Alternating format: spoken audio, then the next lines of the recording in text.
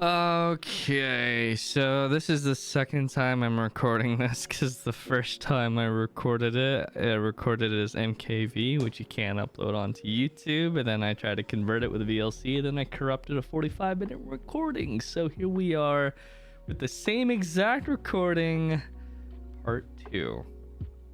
So this is the third episode of Casual Chats. This is kind of like a recap update on things that I'm playing and things in my real life.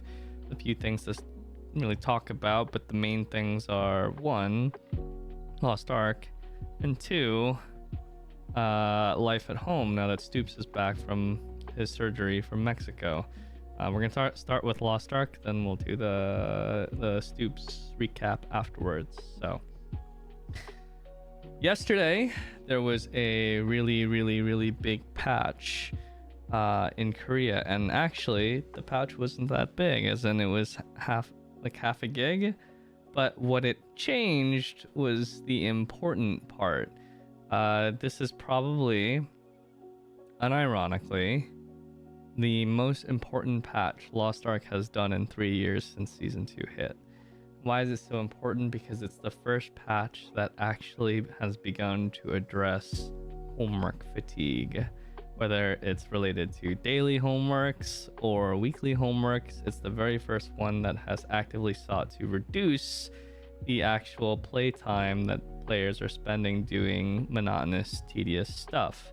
So we'll start from the top of the patch and work our way down. And we're going to start with the most important things first. Chaos Dungeon and Guardian Raids. We'll start with Guardian Raids because this one's quicker. Guardian Raids, they have reduced the amount that you need to do from 2 to 1 and doubled the loot. So you are quite literally spending half the amount of time doing it.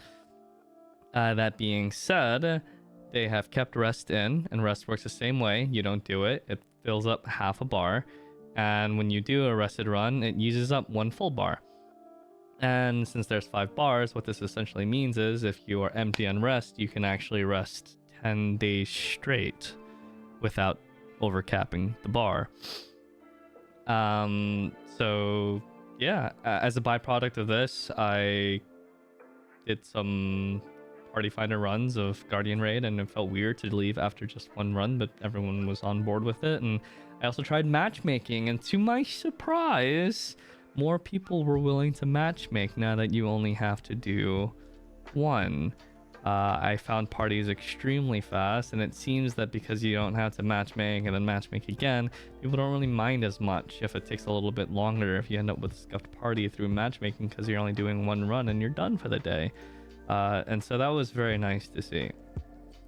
And that's it for Guardian Raids, but it's so simple and yet it works. But we're going to come back to that in a second, because let's get to Chaos Dungeon. Chaos Dungeon went through a lot more changes. Now, you still have to do 2 Chaos Dungeons a day, and I know there's got to be at least a few people that are wondering, why did they reduce the one that's more interesting, but you still have to do 2 with a less interesting one?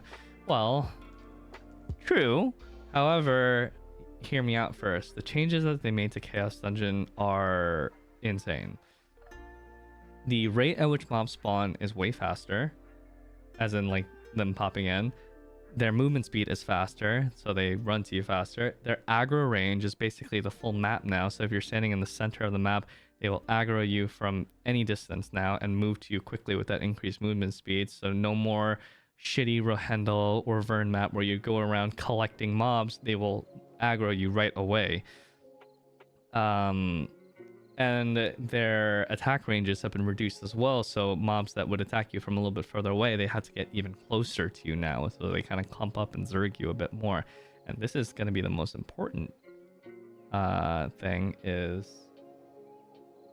you have full super armor in Chaos Dungeon now, just like Cube. No more getting flinched, no more getting knocked down. And it's just a simple thing, but it was something that would regularly annoy people and just make Chaos Dungeon that much more infuriating, and now it's gone.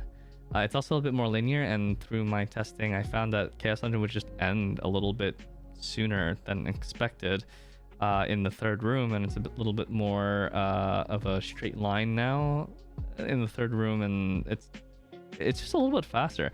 So my fastest pace of doing a chaos dungeon run now and just doing it regularly was just over 2 minutes for one run, which was pretty insane. So that's all fine and dandy, but you're still doing 2 of them, right? And if I told you, hey, you know, your chaos dungeons are about 25 to 35% faster than what they were before, it's like, okay, that's great.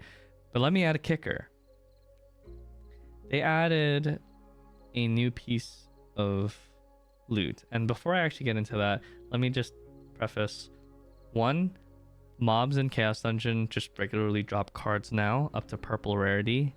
They'll just drop it. Regular old mobs, and can be any card from any region. And 2, red and gold portals were removed. And you're probably thinking, wait, why is that a good thing? Well, in a previous live stream, they talked about how red and portals accounted for 3% of all the gold generated in Lost Ark in the community. And they also talked about how it just sucked to get red and gold portals, either because it just didn't feel rewarding or it took up time. So they removed red and gold portals, and they've introduced a new piece of loot called Fragments of Destiny.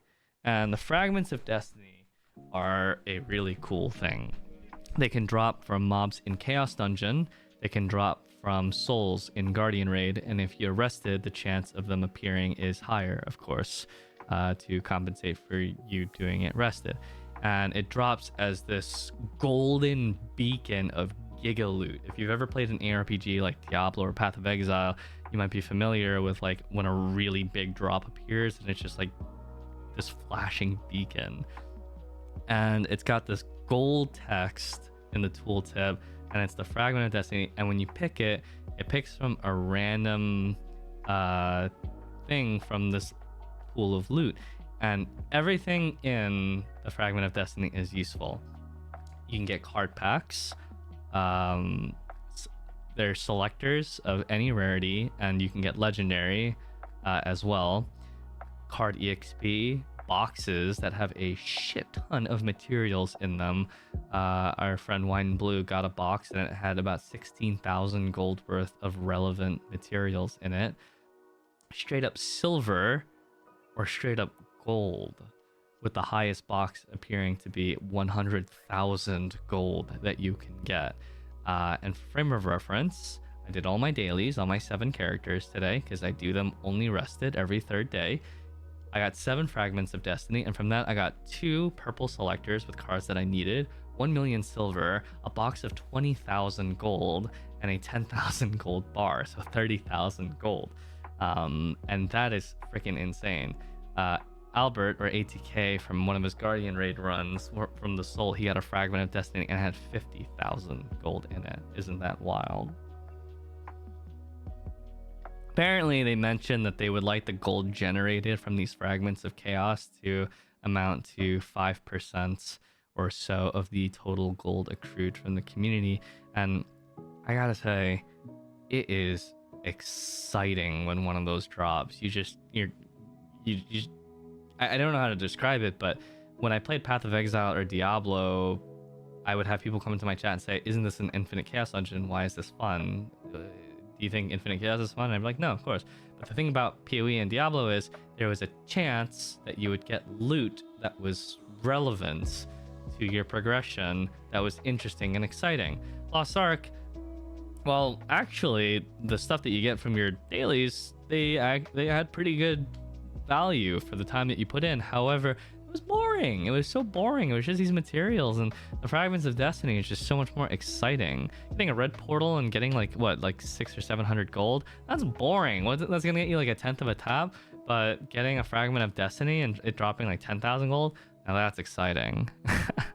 So now those appear in Chaos Dungeon, now those appear in Guardian Raid, and it just makes it something to look forward to. Almost to the point where it almost feels like dailies give too much, and I am all for that.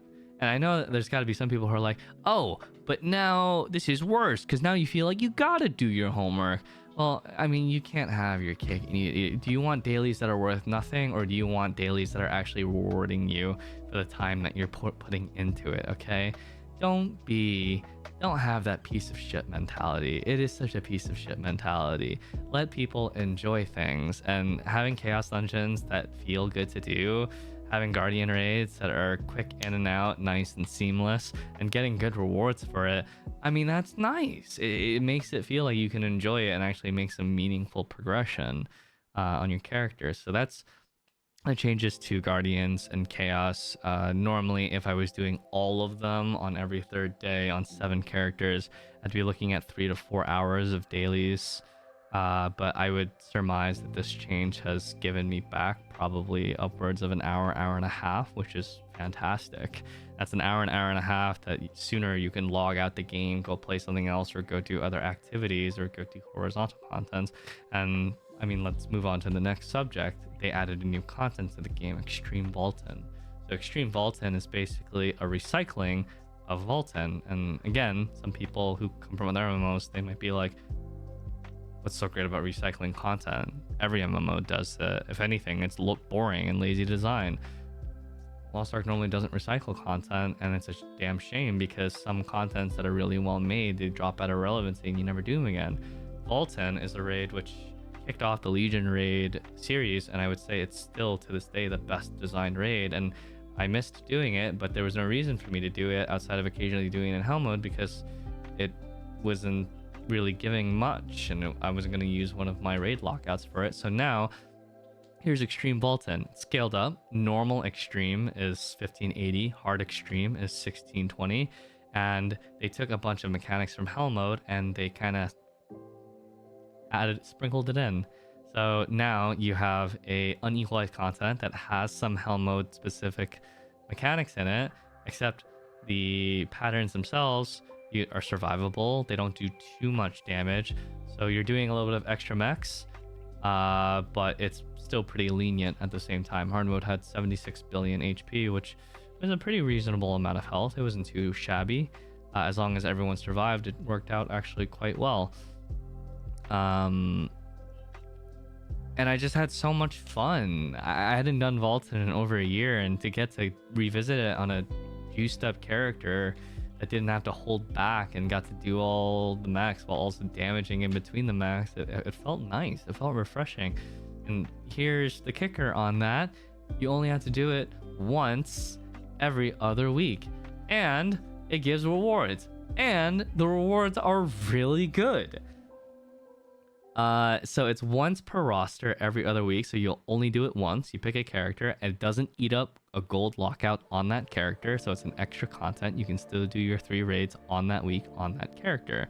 The rewards have a ton of materials in them, like an absolute truck ton. It's like 75,000 shards, 200 leap stones, and this is for hard mode. Normal mode has different rewards, and also just 15,000 raw gold, which is good. Voldyke, our current end game abyssal dungeon, for frame of reference, is a 14,000 gold raid for 4 gates. So Extreme Valtan doesn't eat up a raid lockout, 15,000 gold every other week. Not bad, not too shabby for Valtan, but the mats is where it's at. There's also a first clear reward, which has a Valtan card, a random legendary card, some silver, and also a level 5 tripod selector that is roster wide that you can store and use on a rainy day on a character that needs it. Very good, with another point that we're going to cover in a little bit. So I just had a ton of fun. It doesn't seem that it's going to be here forever. It seems to have a deadline of September 13th, which makes me wonder if they're going to cycle it with like an Extreme Vicus by that point or something. But I really hope that they continue with this trend, because it is such a nice extra content. And with all this time that people get back from not doing dailies, now they're trying this. The boss's HP is question marked out. It's doing hell mechs. Now people might do this, and they're already now 1 foot in the door in doing hell mode. Maybe now with the extra time, they might actually try hell mode, because statistically about 95% of our player base, no matter what region you're in, doesn't do hell mode because they either don't have time or they don't want to, like learn the mechs. But now you can basically learn the mechs in a training mode, essentially unequalized, while getting great rewards out of it at the same time. Oh, one more thing.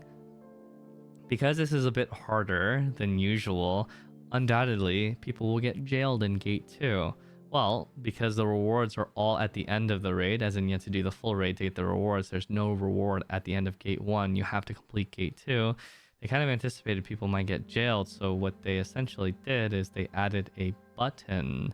And if you get jailed in Gate 2 and your party disbands, the button resets your progress in Gate 1. So now you can join a new Gate 1 party because there's a lot of those, but there's not nearly as many jailed parties that are starting from Gate 2, which is fantastic. The game used to actually be like that back in the day, where all the rewards were only after the last gate and there were no checkpoints, so it was very all or nothing. You either completed the full raid or you got nothing out of it and wasted your time. And people would like leave their characters logged into the raid and stuff like that and reconvene after sleep and all that crap. But honestly, that kind of button could actually be pretty useful in regular contents. Reset your progress, but you don't get loot. It would definitely contribute to busing, which could be a problem as well, but it's not too shabby of an idea.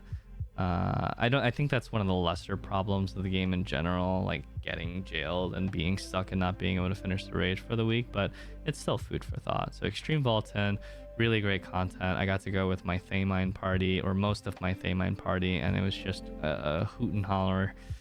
Just so much fun, just people messing around and having a blast doing it. It was just so nice to revisit a content that I hadn't done in such a long time, which I regarded as a really good raid.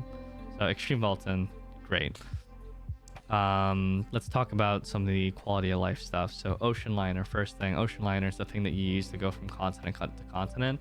They've been updating the Ocean Liner regularly, like making it so that it only takes like 10 seconds or less.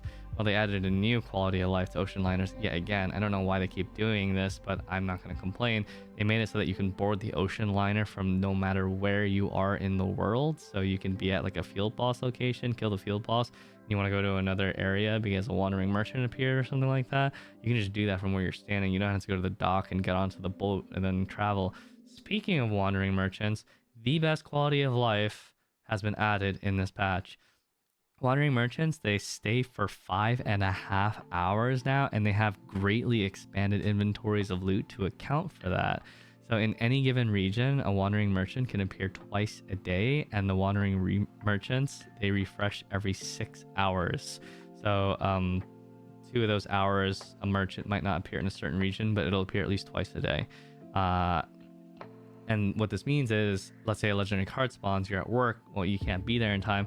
Instead of only having half an hour to get to this wandering merchant, now you got 5.5 hours to get to them to somehow get their loot, which is just so much better. And me, as like a casual wandering merchant person who would just go at it occasionally, you know, even if I only visit these merchants once a day, they've got a huge stock. I'm getting basically multiple merchants worth of stock in a single visit, which is phenomenal if I'm not planning on going on every single visit, as was before. But that's not the best part.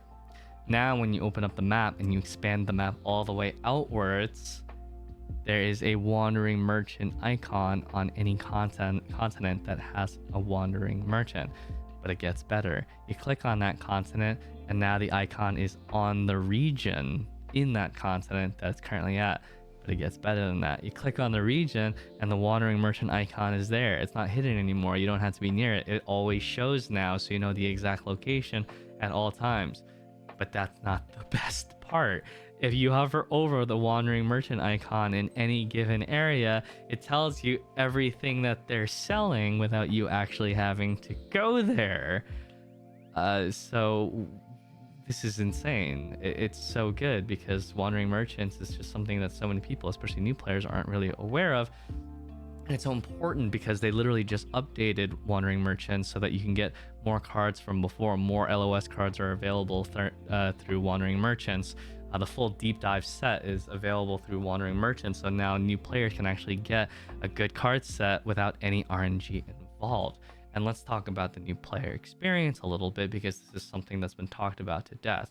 And there's something that happened recently that just nobody is talking about, which is amazing because we're talking about the new player experience to death, but nobody's talking about this one thing that they did, which I thought was fucking brilliant, which some other games do, and it's just like, I can't believe they didn't do it sooner. When you're a new player and you get the Hyper Express now, and you assign the Hyper Express to your new character as a new player, right? You get one character, you assign the Hyper Express. You're just starting your adventure in Lost Ark. It tells you, hey, are you interested in this playstyle or this playstyle? And the playstyles are the class engravings. And if you pick one of them, it preloads a kit of skills with the correct tripods, the correct stats, the correct engravings, which is 5x3 support engravings, by the way, now, and gems allocated to the correct skills. You basically have a ready to go build.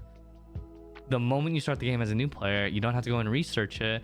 You're ready to just take this thing for a joyride and actually start to learn it without having to like finagle a build together. It's incredible, because between this and the wandering merchants just appearing in game and easily noticeable and easily accessible and being able to work on cards and everything, as a new player, you have such a much better experience without having to go to some other resource like Maxroll or Invin or whatever the case may be. It's just such a smoother experience. And then the Hyper Express gives so much more EXP now, so getting to level 55 is easier. They have honing support now, so honing is quite a bit nicer when it comes to those early levels. And when you're starting off, you get double loot now from raid materials, so now getting your set bonuses is so much faster. Clown took 3 weeks and I'm done with full level 2 set. And even tripods, one of the most annoying and hated things. They recently rolled out an update where you get 8 level 4 tripods and 2 level 5 tripods on every single character from the exchange merchants from the raids. The Hyper Express gives a few level 5s. Extreme Valtan gives a level 5. You get basically out the gate, you almost have a full kit of 18 skills worth of tripods at level 4 or higher from the very get-go with no RNG, and that is outrageous. So now people have a way to work on cards. They've got most of their tripods without any RNG, and now they just got to work a little bit more on that. They got a ready-to-go kit. The Hyper Express gives them level 7 gems right out the gate, the possibility of higher, and just like there's more accessible materials and more exciting loot from dailies. Loot excitement is just such an important thing. So it really wows me, because honestly, this patch didn't have so much in it, but the stuff that it did have was just so meaningful. And it's just like stuff that it's so long overdue. And I know there's got to be at least a few people that are watching this and it's like, oh, too little too late. They should have done this a while ago. But no, I'd say better late than never, because I hate to see a game roll over and die once it starts losing players. That is a pathetic look, and it leads to the game eventually sunsetting and shutting down. Now, I like a game that has a comeback story. BDO, MapleStory, games that flopped in some way, shape, or form, weren't that popular, made the right changes, and then succeeded. And those games that succeeded recently, that made people realize that Lost Ark was doing a lot of things poorly, and left Lost Ark, that kicked Smilegate's asses, put them into high gear, and actually started implementing some real meaningful changes that players have been asking for a long time. So yeah, better late than never. Could things be better? Yeah, of course. Chaos Dungeon could be one room. They haven't addressed Una's tasks yet. I'm the biggest proponent for removing daily Unas, because daily Unas I think are the biggest nothing burger content. Chaos Dungeon, at least you're mowing down mobs, guardians. It's slightly different every time, especially depending on who you're playing with. But Unas, it's the same 3 NPCs you're talking about, the same 4 or 5 loading screens. It's the same every time. And yeah, it's like, oh, but it only takes 1 minute and you get good rewards. Yeah, but if it didn't exist, no one would care. No one would be any the wiser that it was gone, and just relocate the rewards into weekly Unas, which are currently pathetic. Nobody cares about them, and it doesn't feel good to redeem the rewards for weekly Unas. Now, instead of getting 100 leap stones a week from daily Unas, how about we get some weekly Unas that give like 30 to 40 leap stones each instead? Take 3 of them, you still get the same amount of leaf stones, but it feels much nicer redeeming that, doesn't it? You don't have to waste your time bifrosting around the world doing the same thing every day on 6 different characters 18 times, right? I hate Una's task. You can keep reputations. You can do daily Unas through reputations, and then the reputation's done and it's grayed out and you never do it again. the reputations have some useful stuff in them. But the main focus should be the weekly unas. And I think if they made weekly unas better, got rid of daily unas, maybe spruced up Chaos Dungeon just a touch more, I would argue that Lost Ark would have some of the best dailies in an MMO in general after all that. And so it's made such a big stride in the right direction, and I really want to see them make more strides. And they're working on weekly homeworks too. They're going to be removing the first gate from K-Angle. They're going to be removing 2 or more gates from Brelshaza, keeping the rewards from them as is, but you know, these are long form raids where people are tired of doing them. They're overgearing them, but they're still dying because people are being reckless and getting everyone else killed. And when you die on your own, it's not so bad because you realize you made a mistake. You do better next time. When someone else gets you killed, it's very frustrating. And in most other MMOs, I would say that when you die, usually it's of your own fault or it's from a failure in the party. Like, oh, the tank died because the healer didn't heal them. Now the boss is aggroed on the DPS, kills the DPS. It's like, okay, sure, fair enough. But Lost Ark is riddled with mechanics that can cause another person to get you killed all the way up to Brel. Fortunately, after Brel, most raids, if someone dies, they die alone and they don't drag you down with them. But it's still annoying. And so it's a fatiguing thing. They're reducing the gates from these because while Brel was really cool and it was 6 gates when it first came out, nowadays it's a slog. I don't like doing it. I only do it in Hell mode, which, by the way, I should mention this. I completed Deathless Hell Brel. I went with a Western party, G-Show's party, G-Show and friends. And after 4 days of playing with them, we got it on our last pull of the night, which was awesome. I spent a pretty... actually not that much time. I think in total I spent about 18 hours with my original party, and then with G-Show's party like 10 and 8 or something like that. 18 hours in total for Deathless Hell Brel. Deathless Clown was less than 10 hours. I actually got it in one pull with Looter and Royd when I finally got to party with them. And then Vicus, we got it on our second pull, so that was really fast as well. And cumulatively, Brel, I probably have done doing it for like 140 hours in raid time, between prog and just random pulls for fun, random clears for fun, and then finally Deathless. So it felt good to finally get that done. I'm wearing the title on a couple characters, and it's nice to have it. Valtan doesn't have any, Extreme Valtan doesn't have any special vanity. There's nothing for like Deathless for that or anything like that. Just really nice material rewards.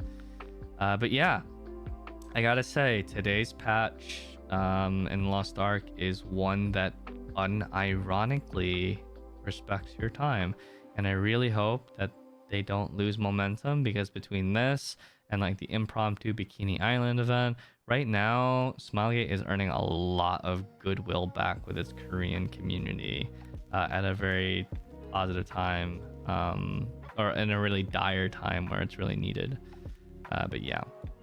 Other games, I'm still playing DFO on the side. I'm like 37,800 fame on my Traveler. Haven't even done Ice Spins or Bakal yet, but I'm hoping to get them done soon. I kind of want to find a group of people to really play them with. I haven't been playing BDO lately, unfortunately.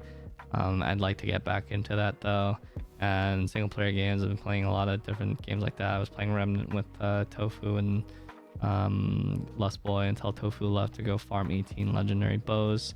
I'll be playing Baldur's Gate 3 this Friday with Rennie and Lustboy and ATK, which I'm really looking forward to because I've always wanted to get into D&D, but it's very hard to get into it, especially if you don't know a good DM.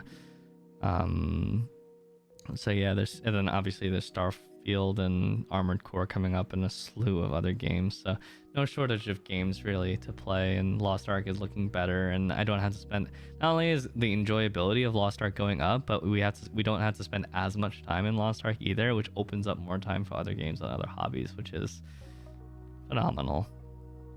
So lastly, about Stoopzz. So if you've been out of the loop, Stoopzz, he had to go to Mexico because for a wedding invitation.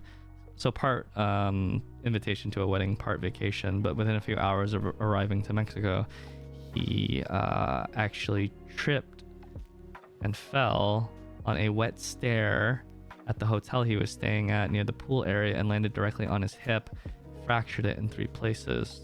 He had to go to a hospital while he was in Cabo, and they performed surgery, stuck a metal rod in his leg, and told him that it could potentially impair his mobility for the rest of his life.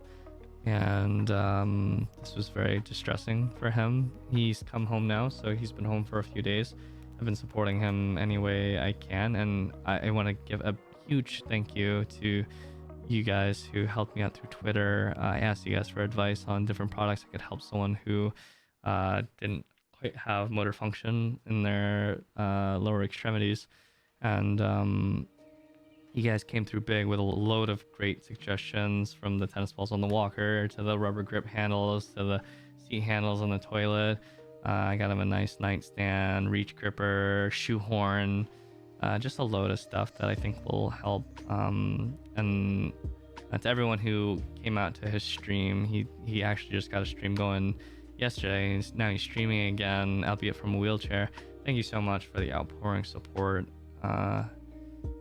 He and I and streamers in general are very lucky that we have a community that's like got our back when times are really rough, because a lot of people who go through tough times like this usually don't have a strong support network, and it can be very depressing and distressing, especially long term on one's mental. So he really needed that, so I'm really grateful that you guys came out to help him. And if you're someone who doesn't have a support network and you're going through something similar, stay strong. I know you can pull through. Just work hard, don't give up, and I wish you a speedy recovery, of course. So yeah, hopefully within the next couple of weeks we see some strong improvements. He's been getting stronger day by day. His mom came to help out as well. I've been taking care of Earl the cat, who's become extremely attached to me. Always wants to be near me, to pick him up, pet him and stuff like that, and just never stops meowing near me. But it is pleasant. It's adorable. I love animals, but I pamper them too much, and I think I have a weak spot. I'm too easily swayed by them. My plans for Lost Ark haven't really changed. Thamine's coming up next month. I'm probably just gonna go on my Sork, of course. My Soul Eater will be going to 1620 with a 22 weapon, and then I'm going to stop. She's fun. My next thing that I'm really looking forward to, and that I have been looking forward to, because Soul Eater, I went into it, I was like, it's an alt. Slayer, I went into it, I was like, it's an alt, and I actually booted her out because I've got my Berserker, who's Giga Chad. But Male Scrapper, I'm actually really looking forward to it, and I might all in on it depending on if it's a frontal attack class. I know a lot of people have been like conflating them wanting to remove the Entropy set with them wanting to remove head attack and back attack. That is incorrect. They have never said that. They said they'd be down to remove the sets, but not head attack or back attack. And why is this distinction important? Because head attack and back attack adds a dynamic to gameplay. You might not like it, and you might think that Hitmaster is superior, but with enough mastery, back attack and head attack classes, many of them are some of the most competitive, if not strongest classes in the game right now. It's just they have to work a bit harder. And the devs already confirmed that effort does not equate to damage. So a class, it's not equal, and it's not fair that some classes will do less work to achieve similar or more damage. However, that being said, the problem with Entropy is not the fact that some bosses are Entropy unfriendly. In fact, the latest few raids have been very Entropy friendly. The problem is that the average skill level of Lost Ark is very low compared to other MMOs. In other MMOs, the average player is much better at their game than players in Lost Ark. That's not to say that Lost Ark is a harder game, but it is a game that is not tab target, and everything's a skill shot, and the positioning of the player is extremely important on a reactive basis, with much more random patterns and less scripted patterns. And because of that, the average skill level in Lost Ark is quite low, and when you combine that with the back attack playstyle, you would actually be surprised to see that the difference between a great Entropy player and just a bad or mediocre one can sometimes be double damage. And I asked my community what they thought was the difference between an average and a great player in a game like Final Fantasy 14, and people would be like, oh yeah, like 30%, and that's a lot. If I told you that the difference between a great and a mediocre player in Lost Ark on the same exact gear setting could be 70 to 100%, the difference is way just too large. And there's many ways that you can solve this. For example, you can make it so that Ambush Master works like Entropy set, where some of the bonus is partially applied even if it's not a back attack. Let's say Ambush Master gives 25% damage on a back attack. How about on not a back attack, it gives 10%? So the penalty is a bit less. And what this does is it raises the floor without changing the ceiling much. The ceiling would still go up a little bit because not even the best players have 100% back attack rate. Not even the best players in the world. Some percentage of your skills is bound to not be back attack, so if you got some damage back on them, even the best players would gain a tiny bit of damage from this. But the idea is you gotta shrink the floor from the ceiling, because there are people out there that want to play a class, but the only way to play them is Entropy, and if you play anything other than Entropy, you're basically griefing and you'll probably get gate kept. And so the idea is to make the game more accessible while still allowing skill expression. And skill expression is the idea that just by playing well, you're rewarded. You don't need to be 100% stronger than a mediocre player to be able to skill express. Being able to hit back attacks is getting 5% more damage and 10% more crit chance. That's literally adrenaline too. You are rewarded at a base, without talking about Ambush Master or Entropy, with Adrenaline 2 for hitting from the back. And that is insane. That is really good, let alone other benefits and factors beyond that. And I think people who think that it removes skill to remove like Entropy and raise the floor and lower the ceiling, I think they're out of their mind. And that kind of elitist mentality is what will kill your game, alongside other factors, but it is a factor for sure. So you can still express yourself and still be skillful and show off how good you are without doing so much more damage compared to someone who's struggling on the class a little bit. And none of this stuff affects Hitmaster, but like even for skilled players, I've seen skilled players that struggle on new content on Entropy. Even if they're really good at existing content, on new content that they don't have on farm, they suck. And so compare that to someone like me who plays Hitmaster classes. I mean, I've got Entropy too. Half my roster is Entropy, but I play a lot of Hitmaster. My Sork is Hitmaster. When new content comes out, I just chuck meatballs at the boss. I don't care what direction they're facing. I don't even need to know how their pattern works. I just need the meatball to hit them. And so the learning curve is way easier for me, and that part could be, you know, more fair as well. So I'm hoping to see how they actually plan on addressing it, because they talked about just removing the Entropy set altogether. If they did that, they would need a new set that would be usable only for positional type classes that would be easier to use. For example, if the skill has head attack or back attack attribute, it gains this much damage, like that kind of thing, for example. That way you get the bonus, but there's still room for skill expression through like Ambush Master and then the basic back attack bonus. God, I was talking about Stoopzz and now I'm talking about Lost Ark again. I think that's enough for the update though. I ended up recording this twice because the first one got corrupted, so I want to kind of wrap things up here. I'll post the VOD of the Deathless Brel clear with commentary. It's gonna be like a 40-minute commentary, but I think it'll be fun to commentate on, and that'll probably be up in the next like day or two. But I am happy. I am very pleased with the direction that Lost Ark is heading in right now. A, because the changes are good, but also B, because I see other people are positive about it, and when your community is positive, it's just a better vibe overall.